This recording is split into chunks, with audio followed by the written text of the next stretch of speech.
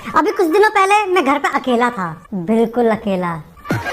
तो यार ये बात एक लौंडा बहुत अच्छी तरीके से समझ सकता है कि जब कोई लौंडा घर पे अकेला होता है तो उसके दिमाग में कितनी हाई लेवल की खुरापातें घूमती रहती हैं। कोई बाथरूम में शैम्पू फैलाता है तो कोई साइट्स पर जाकर सुंदरियों के अनमोल रत्नों के दर्शन करता है। अब यार देखो, मैं कोई अलग तो हूँ नहीं, एक तो मैं सिंगल, ऊपर से घर पे अकेला।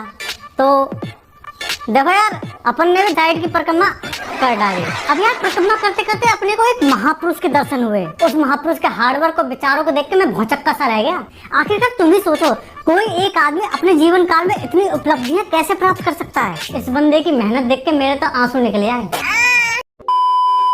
ये कहानी है एक ऐसे अंग्रेज की जो गंजा ही पैदा हुआ था। आईब्रोज को छोड़कर इस इंसान के कहीं भी बाल नहीं थे। जी हाँ, ये कहानी है जॉनी सिंह की।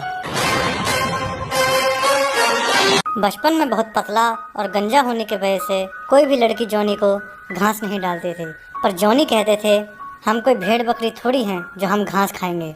धीरे धीरे जॉनी स्कूल में फेमस होने लगे और लड़कियां भी उनमें इंटरेस्ट दिखाने लगी थी। कुछ तो बात थी हमारे जॉनी भाई में जो उनको दूसरों से अलग करती थी।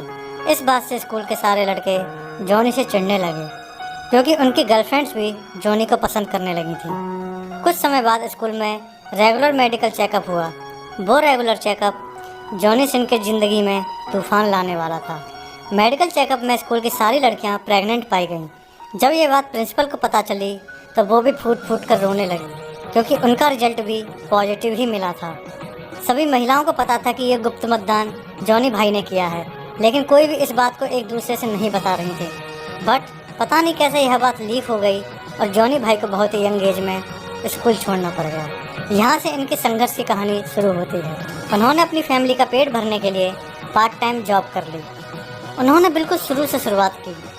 उन्होंने पिज्जा डिलीवरी मैन की जॉब से स्टार्ट किया और साथ ही इतनी पढ़ाई की कि जिस स्कूल से उन्हें निकलना पड़ा था उसी स्कूल में as a full time teacher जा लगे। बट उनकी किस्मत को कुछ और ही मंजूर था।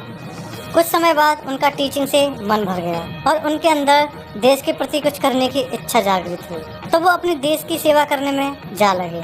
उन्होंने फायरमैन बन के लोगों को आग से बचाया। उनकी कला और साहस को देखते हुए उन्हें सरकार ने पुलिस वाला बना दिया, तो उन्होंने पुलिस वाला बन के न जाने कितनी लड़कियों को मुजरिमों से बचाया। उनके अद्भुत पराक्रम और साहस को देखते हुए उन्हें डिटेक्टिव भी बना दिया गया। तो हमारे जॉनी भैया ने इस फील्ड में भी लट गाड़ दिया, बट शायद उनके किस्मत में कुछ और ही लिखा था। इसी बीच उनके साथ एक बहुत बड़ी घटना घट गई। वो बीमार हो गए। डायग्नोस करने के बाद पता चला कि उनको कैंसर है। ये उनकी लाइफ का बहुत दुखद फेज था, but he never stopped smiling. और उनके इसी प्रबल जीने की इच्छा के कारण उन्होंने 2 महीने के अंदर इस कैंसर जैसी खतरनाक बीमारी को मात दे दी।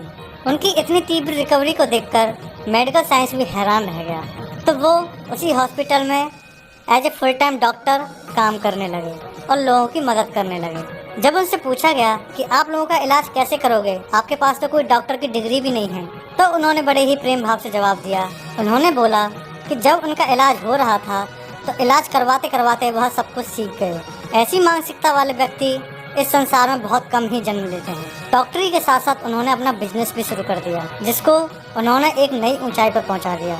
बचपन से ही जॉनी को एस्ट्रोनॉट बनने का शौक था, बट अर्ली एज में स्कूल छोड़ने के कारण उनकी यह इच्छा अधूरी रह गई थी। तो इन्होंने अपनी इस इच्छा को पूरा करने के लिए नासा ज्वाइन कर लिया और अपनी सीखने की लगन और निष्ठा से एक बेहतरीन एस्ट्रोनॉट भी बन गए, जो इनकी लाइफ का सबसे बड़ा अचीवमेंट है। इस इंसान ने दुनिया को बता दिया कि अगर इंसान चाहे तो क्या कुछ नहीं कर सकता। बस इंसान को कभी हार नहीं माननी चाहिए। इस व्यक्ति का संघर्ष न जाने कितने लोगों को प्रेरणा देगा।